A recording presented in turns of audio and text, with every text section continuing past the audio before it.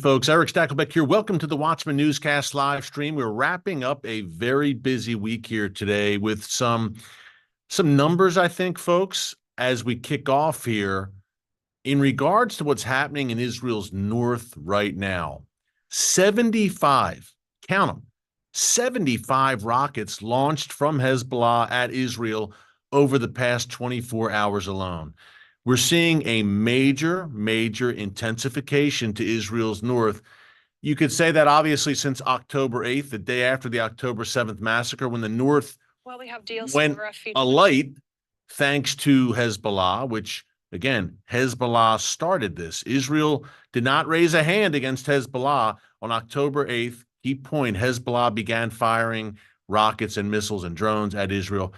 And it's been increasingly intense for 7 months, varying degrees of intensity. But folks, I think we've crossed a threshold here in all the wrong ways. Ever since April 13th, over a month ago now, that unprecedented attack by the Iranian regime directly from Iranian soil, launching over 300 projectiles at Israel. Ever since then, Hezbollah has raised the stakes. They have intensified their attacks against Israel. We're seeing more and more rockets, missiles, and drones, and just a greater volume. We're seeing larger barrages. It's not just 10 rockets, missiles, that's bad enough. It's clusters, seemingly every day now. In the Golan, in the Galilee, we have some 60 Hezbollah projectiles falling. Today, 75. And they're going deeper and deeper into Israeli territory in the north. Not only that, more advanced weaponry that Hezbollah is using. Certainly their drones. So we're seeing Hezbollah since April 13th, number one, where, look, my concern was that Iran would be emboldened. That's exactly what happened. Iran pulled it off. Iran directly, not just through proxy, although the proxies chipped in on that day, directly from Iranian soil. The regime fired. And folks, let's face it, the response was not overwhelming, shall we say. Israel held its punches. Let's be honest. A lot of people said that was a wise decision. I don't know. What I do know is this: if not for the Biden administration tying Israel's arm behind its back, Israel almost certainly would have had a much more forceful response. In fact, reportedly, that's exactly what Israel had planned, and the Biden administration pleaded for them not to do it. So Israel largely held its fire in response to April 13th. And they carried out a strike in Isfahan, where there's an Iranian nuclear facility, to put a scare into the regime and basically tell Iran, look, we can hit you anywhere at any time. I don't know that Iran got the memo. I think the Iranian regime already knew that Israel could hit them anywhere at any time, because Israel's done that. Think of November 2020 when the Mossad eliminated Mohsen Fakhrizadeh, the father of Iran's nuclear program. And I can go on. Iranian nuclear scientists, nuclear facilities, missile facilities, drone factories consistently sabotaged by Israeli agents on the ground inside Iran. So I'm pretty sure, folks, that the Iranian regime already knew that Israel could hit them whenever and wherever they want. So I say all that to say the response to April 13th was a bit underwhelming. And again, that's because the Biden administration largely was holding Israel back. Or as Joe Biden said reportedly, as he reportedly told Benjamin Netanyahu the day after April 13th, after that onslaught, you got the win. Take the win. Meaning it was a win in that 99%, that was a miracle is what it was, a miracle of God, but 99% of those rockets, missiles, drones, projectiles were intercepted in midair. Most never even reached Israeli airspace. So it was a win in that sense, but folks, a loss in that Iran did it in the first place, and there wasn't a massive, overwhelming deterrence-type response to reestablish deterrence and tell Iran, if you ever try it again, hell will be unleashed. That didn't happen. And so we've seen since then the Iranian regime puffing its chest out. We see Hezbollah increasing its attacks. And as Israel moves into Rafah now, and that's been a gradual, slow roll also because of Biden administration and Western pressure. Let's face it. And Hezbollah has increased attacks since things have ramped up in Rafah over the past week or two. And Sheikh Hassan Nasrallah, the leader of Hezbollah, said this week, look, until Israel gets out of Gaza, we will continue doing this every single day in the north. So, folks, I ask you, and I've been asking this of you for a few months now, and especially now more than ever, how long can Israel stand by and just take it on the chin? Now, you might say, take it on the chin. What are you talking about? They're striking back at Hezbollah, and they've hurt Hezbollah. Absolutely. I do not deny that. We've been reporting it on a regular basis here on the news channel. And I know Israeli political and military leaders know more than me about what to do when it comes to Israel's security, in particular in the north. But look, as someone who's in Israel frequently, who knows the players, who knows decision makers, who's been in the north many, many times along that Lebanon border, Hezbollah land, and I was just there in February seeing 60,000 at least, perhaps as many as 100,000 Israelis evacuated from their homes in the north with no end date, with no clear date on when they can return home. It's a ghost town in large sections of the north.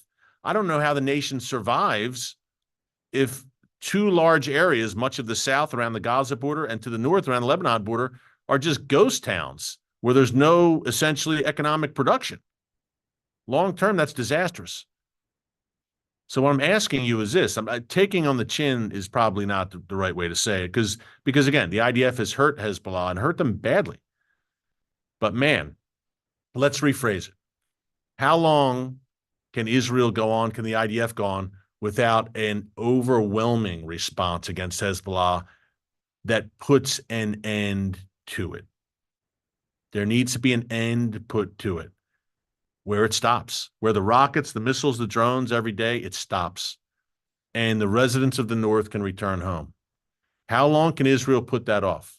I'm just opening the live stream by asking that of you, folks, because who in their right mind would return home along the Lebanon border if Hezbollah is launching rockets there every day? And Hezbollah has intentions to carry out attacks much worse than what Hamas did on October 7th. And Hezbollah has the capabilities, folks. It's a different beast, and I do mean beast, than Hamas, much more powerful by many magnitudes, well-armed, trained, we can go on. At least 150,000 rockets, missiles pointed at every inch of Israel, tens of thousands of foot soldiers. We know, we've talked about this. Hezbollah is Iran's most lethal proxy. So no, residents of the north are not going to return home to that tinderbox, that cauldron, as long as Hezbollah is there, perched on their border, on the doorstep, quite literally. How long can Israel wait before dealing, and I mean really dealing with this threat? Because, folks, look, the title of this live stream today, Hezbollah drone missiles strike Israeli base as massive barrages continue. That says it all, but let me fill in the blanks. You might say, drone missiles, what are you talking about? Well, get this. Yesterday, and I talked earlier about Hezbollah upping the ante, so to speak, greater volume of rockets and missiles, but also more advanced technology Hezbollah is suddenly exposing. Here it is, yesterday. I love this. Actually, I loathe it, but I'll read. The Associated Press, surprise, surprise, the Lebanese militant group Hezbollah. No, it's a terrorist group. Thank you. Correction. Edit. The Lebanese terrorist group Hezbollah this week struck a military post in northern Israel using a drone that fired 2 missiles. The attack wounded 3 Israeli soldiers, one of them seriously, according to the Israeli military. You might say, well, it was a drone attack. No, folks, listen. Hezbollah has used so-called suicide drones, explosive-packed drones, and they have flown those into Israeli targets to great effect, and they've killed Israeli civilians and soldiers over the past few months using those drones. That's one thing. This drone fired missiles. That's the kind of drones that the United States uses, that Israel uses. A drone firing 2 missiles. And then after that, the drone did a nosedive and flew into a target as well.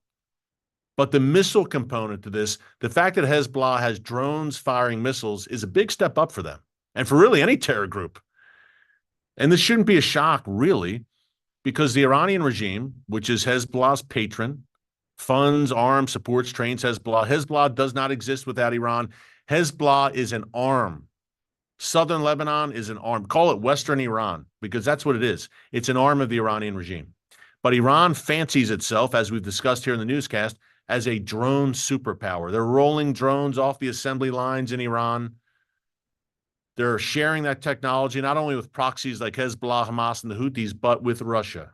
And we've talked about that. Iran right now is building a massive drone factory along with Russia east of Moscow to roll these off the assembly lines. So it's no surprise that Hezbollah now has advanced drones. Where do you think they're coming from? Why do you think Syria is so crucial to the Iranian regime? Syria is the bridge to get weapons from Iranian hands into the hands of Hezbollah in Lebanon. Damascus International Airport, Aleppo International Airport, convoys. Why do you think Israel has struck in Syria hundreds upon hundreds of times in the past several years? For exactly this, to prevent advanced weaponry from getting into the hands of Hezbollah. Iran has to transit through Syria to get the weapons next door into the hands of Hezbollah. We're talking advanced drones like this, firing missiles now, and we're talking precision-guided munitions. Precision, key word, that will hit targets in Israel with greater accuracy. That is why Israel is striking in Syria to head off the pass, as they say, to push Iran back and to block the flow of these advanced weapons. But some get through. More about the missile launching drone. I don't know if it has a name yet, but Hezbollah has regularly fired missiles. I'm just reading right from this article off my phone. Hezbollah has regularly fired missiles across the border with Israel over the past 7 months, we've noticed. But the one on Thursday appears to have been the first successful missile airstrike it has launched from within Israeli airspace. So, folks, this drone crossed into Israeli airspace. It didn't fire the missiles from the Lebanon side. It crossed from Lebanon into northern Israel and then fired the missiles. So it basically breached Israeli airspace, an aerial invasion of Israeli airspace. You might say, well, that's a stretch. Hey, one drone, if 3 Hezbollah fighters called an incursion, an invasion, whatever, but the drone crossed airspace and fired the missiles. And this was, let's see, up around Metula, I believe. And the night before, Wednesday night, Hezbollah had carried out its deepest attack in Israel to date, near Tiberias, using drones. Once again, folks, explosive drones, not firing missiles, but the usual Hezbollah fare of these explosive packed drones. They fly into a target about 22 miles from the Lebanon border. That's pretty deep into Israeli territory. The Israeli military said the attack did not hurt anyone, but it struck a base near the city of Tiberias. Tiberias, a biblical city. Tiberias, a city where I just stayed for a night back in February. There's a large population in Tiberias. It's right on the Sea of Galilee. It's a great place. This is really, really, I mean, we talked the other day, well, you know, it's low intensity. It's not low intensity. It's intense. But folks, this is really, really ramping up to the north to the point where how long can Israel hold its fire and not deal with Hezbollah decisively? How long? 7 months now. How long can these Israelis in the north remain evacuated from their homes? How long can Israel withstand a daily barrage? It's 60 rockets the other day against the Western Galilee and the Golan. It's 75 Hezbollah rockets and missiles today as the Jewish people head into Shabbat in Israel. It's Shabbat there right now. It's past midnight now in Israel. How long can this go on? Hold that thought. Hey, if you like what you're hearing, you find it informative, and you like your news, your current events from a biblical perspective, be sure to subscribe to the Watchman News channel right here on YouTube. It's very easy. And click the notification bell so you get alerts every time a new video is posted. We are fast approaching 1 million subscribers. Hard to believe for such a time as this. And folks, not for our glory or our edification, It's for the glory of the Lord, and he's given us this platform. We want to speak a message of truth in times of universal deceit, seemingly, where good is called evil and evil is called good. That's why we're here, to cut through the clutter and bring you some biblical truth and some really important information that you need to know. If you want more and you're a regular Watchman viewer, you can become a premium member, a new feature that we have. Just click join. It's right there under this video. Join, just click on that. And for a few dollars a month, you can become a premium member, meaning you will get our exclusive premium live streams. We're doing our first one next Thursday, May 23rd. Mark your calendars, where it'll be a little more intimate. There'll be Q&A, and it'll be good. We're going to do this once a month for our premium members. You'll get to know me a little bit better. And that is next Thursday, April 23rd, our premium live stream. And secondly, the Stackscast, our brand new podcast, incredible conversations with fascinating people, sharing testimonies, insights, amazing stuff. Well, we've got the audio version on Spotify and Audible and Apple, but the video version is longer and deeper. So premium members will get the Stackscast, number one, and number two, premium live streams. And we've got some other good things coming down the pike as well, folks, in terms of some gear and some merch coming down the pike. So some good stuff. Click join if you want to know more about premium membership. We want to offer that to, hey, and if you're not premium, don't worry. Still join and subscribe for free and watch the newscast every day. But we've got some very loyal viewers here, and many join us on our live streams. So we thought this would be a cool feature for everyone. Okay, how long can Israel withstand what is happening right now? What do you think, folks? I mean, number one, Israel wants to deal with Rafah first and foremost. They don't want to fight on two fronts, but two fronts are upon you already, because what's happening right now on that Lebanon border is past the point of no return. Look, there's been chatter of a ceasefire. I believe it's past the point of no return for this reason. There's been talk of a ceasefire. I don't believe the UN can secure such a ceasefire, clearly, the feckless UN. But Hezbollah is not going to back up 20 miles from the Israel-Lebanon border. I just can't see it happening, folks. But is Hezbollah, in the meantime, trying to wring some concessions out of Israel? They may be thinking, the harder we hit Israel, number one, maybe Israel won't go into Rafah. And secondly, if they go into Rafah, they'll be distracted by us up north. And number three, look, maybe Israel will cave and kind of give us what we want, meaning Hezbollah.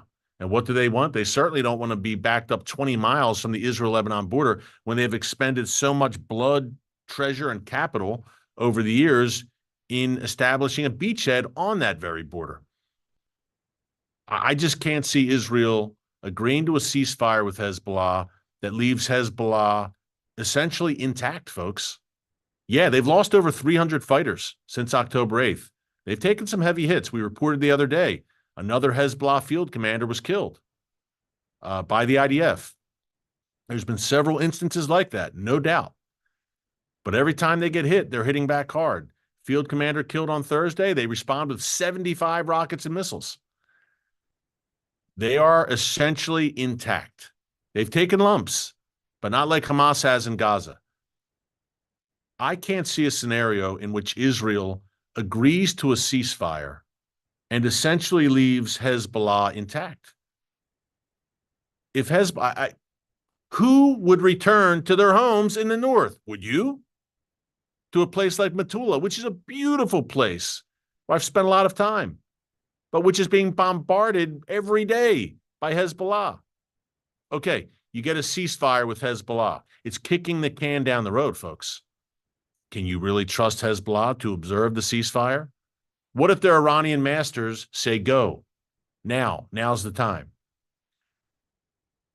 To me, Israel's on war footing right now. The country's united. Reservists are called up. I don't know if there's a better time for Israel to act against Hezbollah now. If you remember, in the wake of October 7th, some in the Israeli war cabinet wanted to act right away against Hezbollah. They knew, let's strike them now. And maybe there's some regret at this point that they didn't, because this is worse and worse every day, folks. This is a very bad situation in the north. And I have to tell you, being in Israel a little while ago, look, the south, we were there on the Gaza border. We're in Be'eri and all the Nova Music Festival. We were at all the sites. And by the way, today in Gaza, Israel recovered the corpses of 3 hostages who were killed, who were kidnapped on October 7th. But being down there, I don't want to say I felt secure, but you get the feeling when you're along the Gaza border right now, like, okay, the IDF has this under control. And there's gunfire, and you're hearing it all day. Artillery fire, you're hearing it. The sounds of war around you. They're ringing in my ears when I was there a little while ago. But the IDF is everywhere there, and you just get the impression, Hamas obviously taking major lumps, as we've discussed here in the newscast. Rafah is the last stand. Up north, however, there was an eerie feeling. And I mentioned parts of the north are like a ghost town. And the north, to me, seems much more unpredictable. Now it's getting increasingly predictable in that the rockets and missiles and drones are coming every day.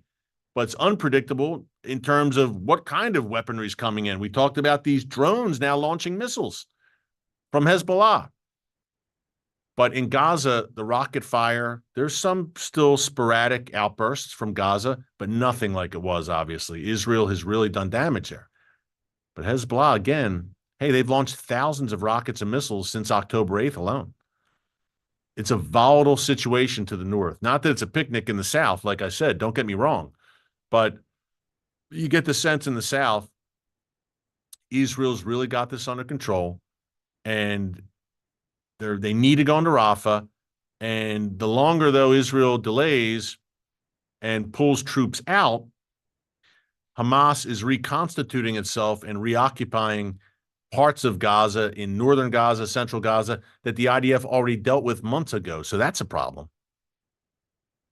But you get the sense still, by and large, okay, Israel can go back in, and it's not ideal to clear out areas that were already cleared out months ago, but they can do it. Again, the north it's completely unpredictable. Who knows what comes next? But Hezbollah is playing with fire. But I think Hezbollah believes, and here we go back to the Biden administration. You might say, don't get political. Some people said, I'm not getting political. I'm just giving you basic facts. If a Republican was in office, I'd say the same thing if I disagreed with him. In this case, Joe Biden is in the Oval Office, and it hasn't gone too well, understatement of the year. And his comments last week that he was withholding arms to Israel were a flashing neon sign to Israel and America's enemies, shared enemies, by the way. And there's a very good chance right now that Hezbollah is saying they realize this, and the Iranian regime realizes it. The Biden administration is tying Israel's hands from going into Rafah. Blinken, the Secretary of State, said last weekend that Israel needs to get out of Gaza. Wow, and leave Hamas alive to fight another day? No thanks. And leave 4 fully functioning battalions still active in Rafah? No thanks. That doesn't sound very strong. Withholding arms from your greatest ally in the Middle East in its greatest time of need, that's telling. And Iran and Hezbollah watching this are saying, you know what?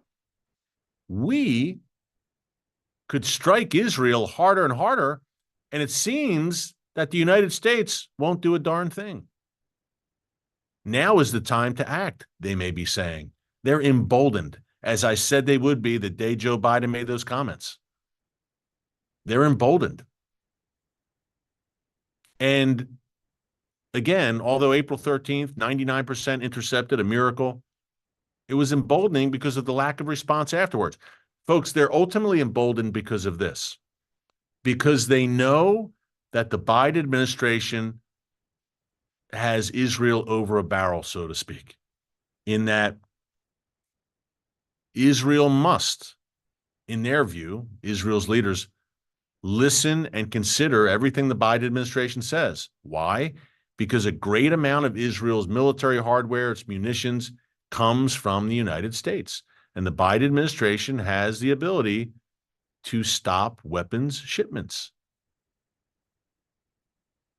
and at crucial times if they don't agree with what Israel's doing.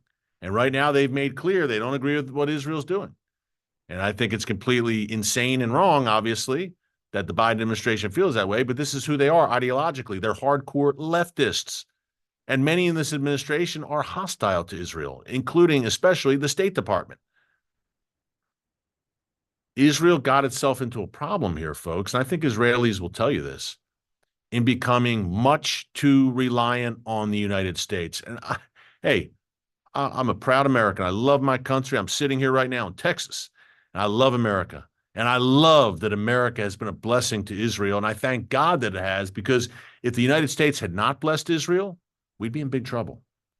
And I believe firmly that one reason God has blessed and prospered this nation more than any nation for now, as we've turned from him, is that we have by and large been supportive of Israel. Other than the nation of Israel itself, the United States has been largely a safe haven for the Jewish people and a friend to Israel. President Harry Truman, 1948, it really began in the modern age, was the first to recognize Israel as a nation. So we could go on about that. But Israel became much too comfortable in relying on the United States, and they should have seen this day coming where you have a hostile administration. The first taste of that, well, there's been previous instances, but intense hostility, obviously Barack Obama and the Obama administration. But now we're seeing it from portions of the Biden administration. You know, Biden will supply some arms as well, by the way. The United States has not withheld 99% of the arms shipments. But the big problem, and that has to be said, the big problem is the optics. You could supply arms, and that's great. But then when you turn around and say, and slam Israel in front of the eyes of the world and say you're withholding some shipments and Israel's wrong, listen, folks, in the Middle East, optics in many cases are everything. And they're taking notes. The enemies of Israel in America, and they see daylight between the U.S. Someone says the U.S. don't bless anything, bro. Okay, bro. Only God gives blessings. I'm just looking at the chat here. Once in a while, I glance over. Okay, bro. But yeah, God does give blessings. I don't know where that comment came from. Let's see. Abu Bakari Tanko. It's Friday. Let's read a few comments. The IDF soldiers are very much demoralized than ever. They are refusing to fight. That's interesting, Abu Bakari, because today I was texting with an IDF soldier, a dear friend of mine who's in Gaza right now, who can't wait to destroy Hamas. Let's see. You know, I'm talking the whole time. The chat's kind of fun. We've got some great people on our chat, such a highly educated audience. But sometimes these trolls, man, it's really funny. Okay. Anyway. A little aside there, a little fun on your Friday. But what do you think? What's the consensus in the North, folks?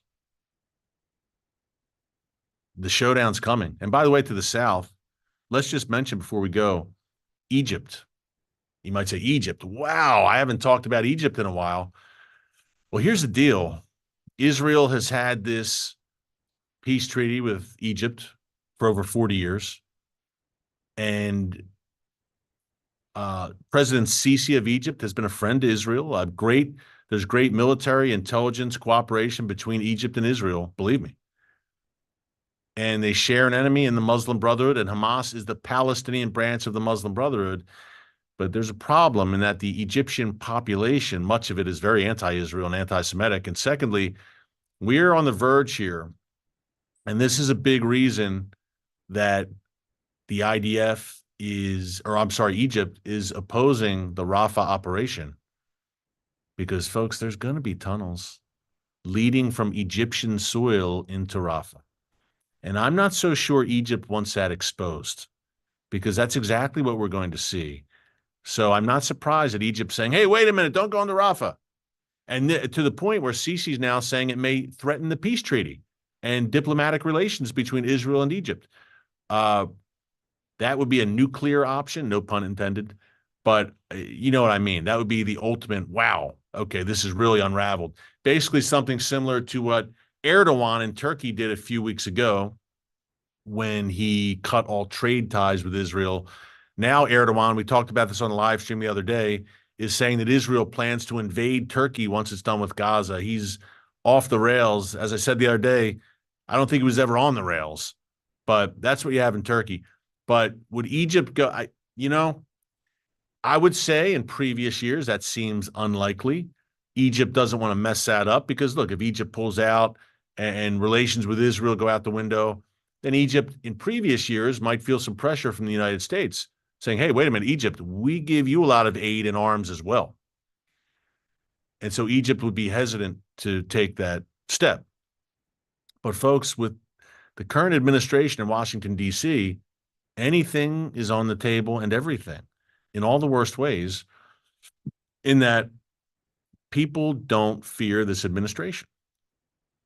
The United States is seen by its enemies now as a paper tiger under the current leadership that isolates and throws its allies under the bus and appeases its enemies.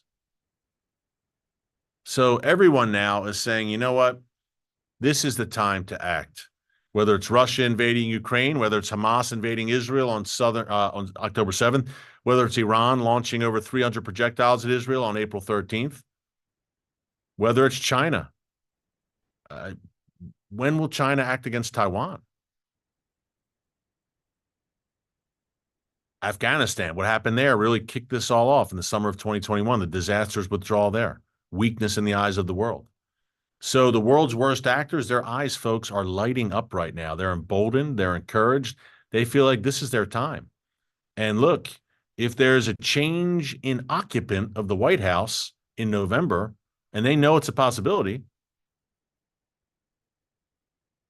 you have a few months to act, to get what you can get before Biden is potentially out of office. And who knows what this election will bring, by the way, and the next few months. That's another story. But a dangerous time, a perilous time, but ultimately a prophetic time. Two things here. Number one, I have a very, very important interview coming up tomorrow, folks. Actually, 3 in the next 4 days. But tomorrow is particularly a very important interview. I'd appreciate your prayers. I'd appreciate that this interview, and I won't reveal who it is yet. You will learn on Monday morning or Monday when we come to you. But it's a big one. And sometimes with some pretty influential big folks, they have busy schedules. Things get changed at the last minute. So we're praying for favor here that God's going to see this through, and it's going to be a great interview, and we will bring it to you very, very soon. But it's a biggie tomorrow. I'll just say that. Secondly, I've had people over the past several months sending me messages asking in the comments how they can support Israel. There's a handful of Israeli organizations we work with because I believe so strongly in them, and because I know the owners, I know the teams personally, and I know the products personally, and I know firsthand that they're first rate. Artza is one of them. Artzabox.com is the site.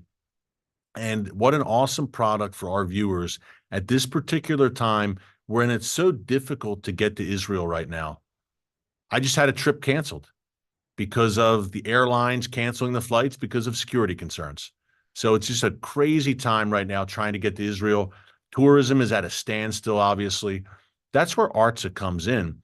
These are incredible, handcrafted, lovingly, painstakingly handcrafted products made in Israel by Israeli artisans and Israeli small businesses. And what they do, folks, you have an Artza box subscription. They send the box to your house. So you don't have to go to Israel to get a taste of Israel at your doorstep. And you see the footage there. You see the pictures. Just some really cool products. My kids love them when the Artza boxes come. My daughters go through them. What do we have this time, Dad? What did Artza send us? It's just good stuff. And folks, it's high quality. This isn't some trinkets in a box. This is high quality, again, lovingly, painstakingly handcrafted by Israelis, Israeli artisans, small businesses. Look, we want to support Israel's economy right now. I talked about the north, the south, problems, people evacuated. I can't think of a better way than supporting Israeli small businesses. Artsabox.com. And there's a discount code you can use, Watchman, that's M-A-N, discount code Watchman for a 10% discount from your Artsabox subscription. Hey, I've surprised some family members and friends with Artsabox subscriptions, Father's Day, Mother's Day, Christmas time, and wow, everyone's blown away. This is really cool stuff. It was made in Israel. Wow, this is special, really good stuff. Different things you can put up in the home, and conversation starters. Where'd you get that? It's from the Holy Land. It's from Israel. So really awesome. Artsabox.com. I believe in them. It's a great organization. And one of the owners of Artsa, a friend of mine, is in the reserves right now, fighting in the IDF, defending the nation. So great cause, great company. We're proud to have them sponsoring the live stream this month. Folks, thanks so much for joining us here on the Watchman Newscast live stream. Hey, keep it all in prayer. And I know it sounds like a dire time, and it is a dire time, no doubt, but God Almighty is still on the throne. And we can hide under our desks and fret and wail. And why would we do that? When God says we're not to have a spirit of fear, but of power and of love and of a sound mind. God said that through Paul. And anxiety, fear, cast all your cares on the Lord. Folks, if you don't know Jesus now, now's the time to get to know the Lord. You've been pushing him away long enough. Come home. Come home. Have the peace, the shalom that only he can bring to your heart and to your life. You're going to need it. As these days go on, it gets hairier, it gets nastier, it gets more, we'll be using the word unprecedented a whole lot in the days to come. But here's the deal. When the waves are crashing against the boat and the winds are roaring, if Jesus is in the boat with you, you have nothing to fear. He will navigate the storm. He'll go ahead of you. And strangely, when everything's collapsing, you somehow, when everyone around you is running around scared for their life, you'll have peace. And that's the peace only he can bring. I leave you with that as we head into the weekend. God bless you. Until next time, remember, never hold your peace. Hey everyone, thanks for checking out the Watchman Newscast. Make sure you hit the subscribe button so you never miss an upload, and tap the bell icon so you're notified every time a new video is posted. And don't forget to share your thoughts, insights, and comments below. Thanks for watching.